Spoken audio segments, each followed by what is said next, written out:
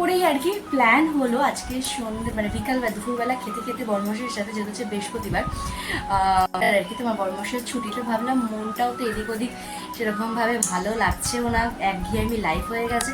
আর এই যে সোনা পাপাও এখানে রেডি হয়ে গেছে, ওখানে দেখতেই পাচ্ছ বর্মশে ঘুমাচ্ছে। তো আমরা আজকে যাব হচ্ছে আমার আশ্রমে, মানে আমার গুরুদেবের কাছে। অনেক দিন যাওয়া হয় না, জীবনে অনেক ভালো খারাপ অনেক মানে ঝড় ঝাপটা অনেক কিছু অনেক কিছু পেরিয়েছি, মানে অনেকটা ক্লান্ত। তাই ভাবলাম যে না একটু যাই প্রভুর কাছে। আর সোনা পাপা হওয়ার পরও সোনা পাপাকে নিয়ে যাওয়া একদমই হয়নি। এই যে দেখতেই পাচ্ছ কীভাবে দুষ্টুমি করছে। তো চলো আপাতত যাই আশ্রমে, তারপরে গিয়ে তোমাদের সাথে সব কিছু শেয়ার করছি। এই যে পাপা আর বেটু, আর এই যে আমাদের সাথে দিদিও যাচ্ছে।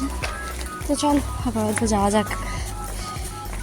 তো অলরেডি এদিকে গাড়িতে উঠেও গেছি। তো চলো এবার রাম বলে যাওয়া যাক আমার গন্তব্য। আর হচ্ছে আজকে একটা স্পেশাল দিনও আছে, আর আমার সোনা পাপা এই ফার্স্ট টাইম লং ট্যুর, আবার 4 চাকায়। সেই যে এসেছিল তোমার হচ্ছে মাসিমণিরা বাড়িতে নিয়ে এসেছিলো, আর এই আজকে তো মানে বেশ অনেকগুলো মাস পর ফার্স্ট টাইম আমার বিগ ট্যুর আর স্পেশাল জায়গা যাওয়া, মানে দাদু ভাইয়ের বাড়ি যাচ্ছে, তাই তো? তো চলো মানে প্রথম যাত্রা শুভই হোক। এই নালি এসে পৌঁছালাম আর কি। তো চলো যাই, বহু দিন পর। তো এই যে এই গঙ্গা, চলো যাওয়া যাক।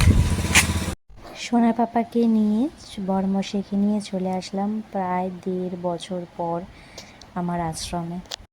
তো এই যে ফাইনালি আর কি আসলাম বাবার কাছে। তো যেখানে আসলে মন প্রাণ সবটাই শান্তি হয়ে যায়, এই সেই জায়গা আর কি। তো অনেক কিছু, অনেক ভাবনা, অনেক চিন্তা নিয়ে আসা তার কাছে। যাই হোক, আমার সোনা পাপাকেও আর কি নিয়ে আসলাম, এটাই অনেক। তো চলো আর কি এখান থেকেই প্রসাদ হয়েছিল, তো আমার ছেলেও কেন বাদ যাবে। তো এনাম বাবা, এনাম এনাম খাও। না না না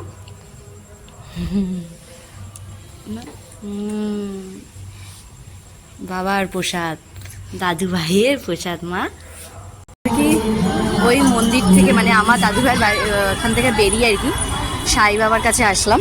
তো এই যে একটু পুজোও দেবো। তো চলো, আর এই যে সোনা বাবাকে নিয়ে চলো।